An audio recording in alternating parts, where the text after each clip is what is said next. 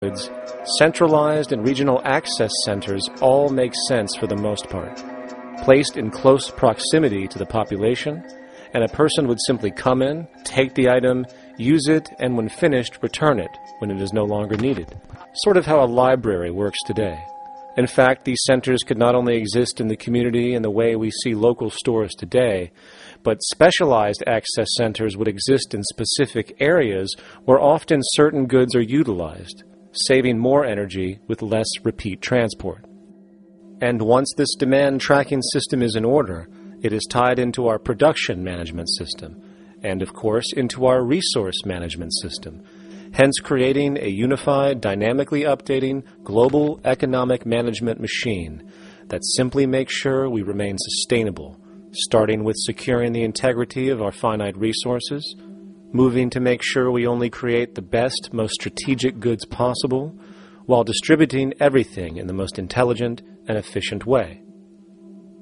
And the unique result of this preservation-based approach, which is intuitively counter to many, is that this logical, ground-up, empirical process of preservation and efficiency, which can only define true human sustainability on this planet, would likely enable something never before seen in human history. Access abundance, not just for a percentage of the global population, but the entire civilization.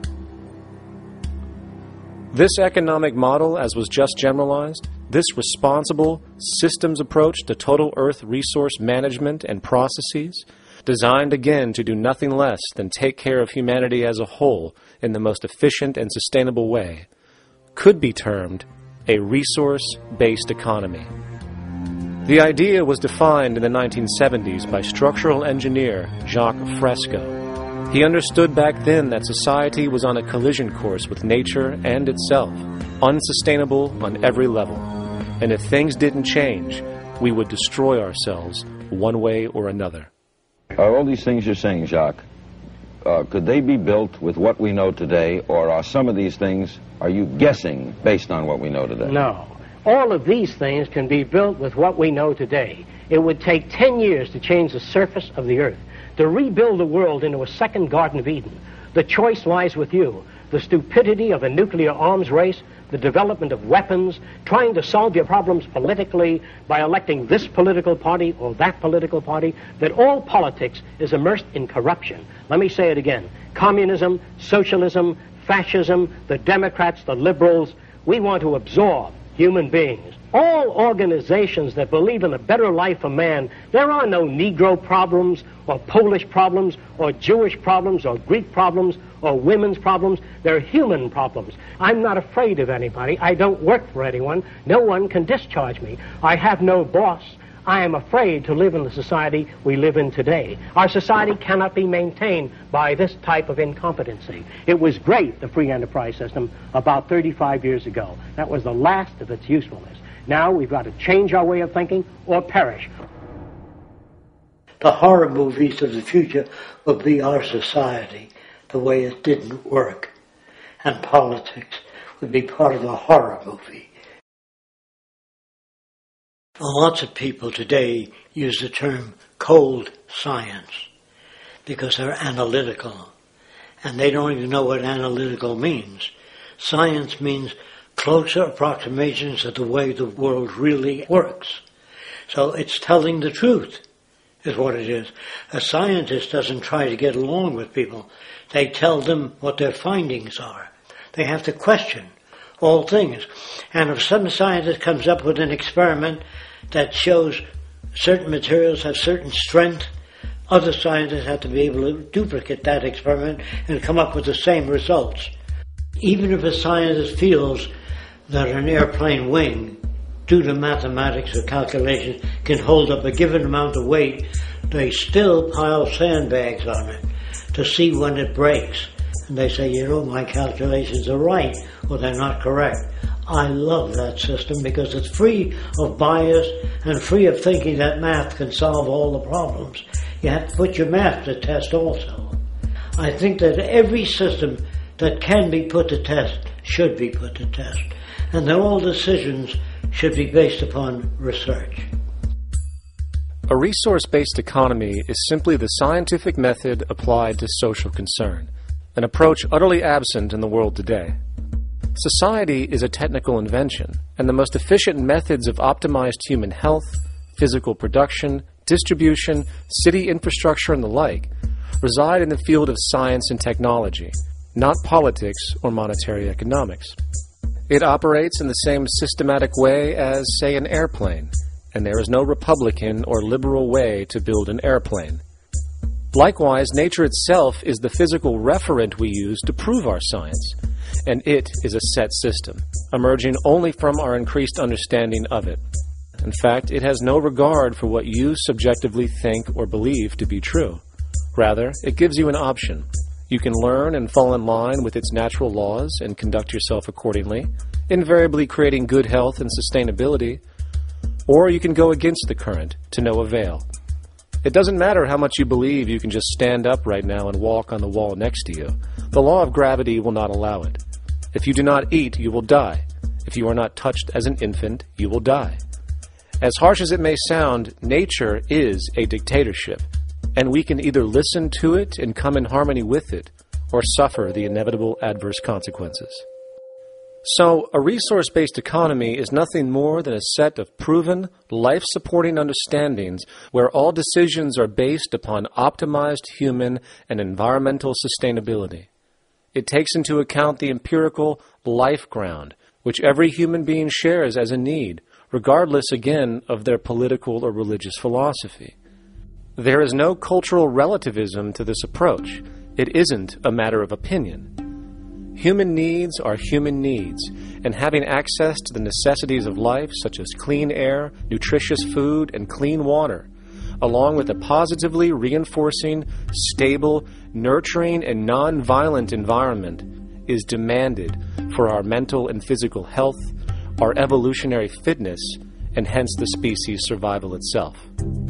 A resource-based economy would be based upon available resources. You can't just bring a lot of people to an island or build a city of 50,000 people without having access to the necessities of life.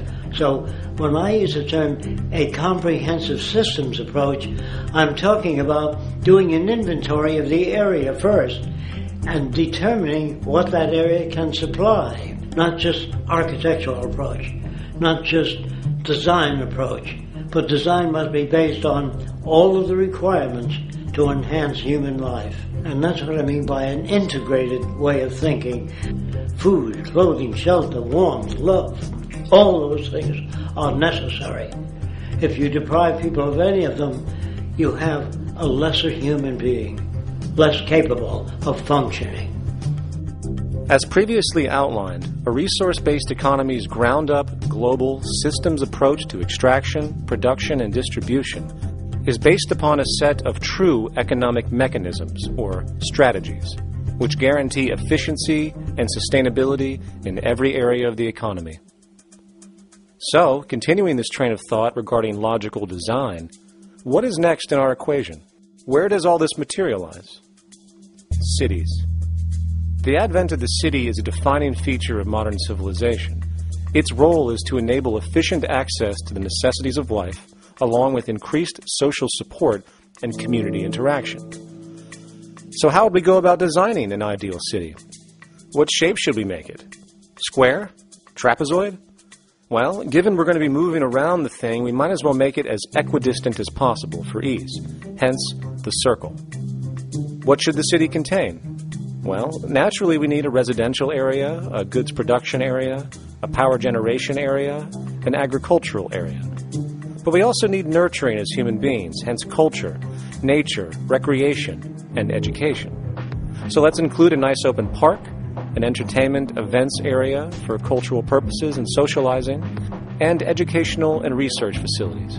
And since we're working with a circle, it seems rational to place these functions in belts based on the amount of land required for each goal, along with ease of access. Very good. Now, let's get down to specifics. First, we need to consider the core infrastructure, or intestines, of the city organism. These would be the water, good, waste, and energy transport channels. Just as we have water and sewage systems under our cities today, we would extend this channeling concept to integrate waste recycling and delivery itself. No more mailmen or garbage men. It is built right in. We could even use automated pneumatic tubes and similar technologies. Same goes for transport. It needs to be integrated and strategically designed to reduce or even remove the need for wasteful, independent automobiles. Electric trams, conveyors, transveyors, and maglevs, which can take you virtually anywhere in the city, even up and down, along with connecting you to other cities as well. And of course, in the event an automobile is required, it is automated by satellite for safety and integrity. In fact, this automation technology is in working order right now. Automobile accidents kill about 1.2 million people every single year, injuring about 50 million. This is absurd and doesn't have to occur. Between efficient city design and automated driverless cars, this death toll can be virtually eliminated. Agriculture. Today, through our haphazard, cost-cutting industrial methods, using pesticides, excessive fertilizers, and other means, we have successfully destroyed much of the arable land on this planet, not to mention also extensively poisoning our bodies. In fact, industrial and agricultural chemical toxins now show up in virtually every human being tested, including infants. Fortunately, there is a glaring alternative: the soilless mediums of hydroponics and aeroponics, which also reduce nutrient and water requirements by up to 75% of our current usage. Food can now be organically grown on an industrial scale in enclosed vertical farms, such as in 50-story, 1-acre plots, virtually eliminating the need for pesticides and hydrocarbons in general. This is the future of industrial food cultivation: efficient, clean, and abundant. So, such advanced systems would be, in part, what comprise our agricultural belt, producing all the food required for the entire city's population, with no need to import anything from the outside, saving time, waste, and energy. And speaking of energy, the energy belt would work in a systems approach to extract electricity from our abundant renewable mediums, specifically wind, solar, geothermal, and heat differentials, and if near water potentials, tidal and wave power.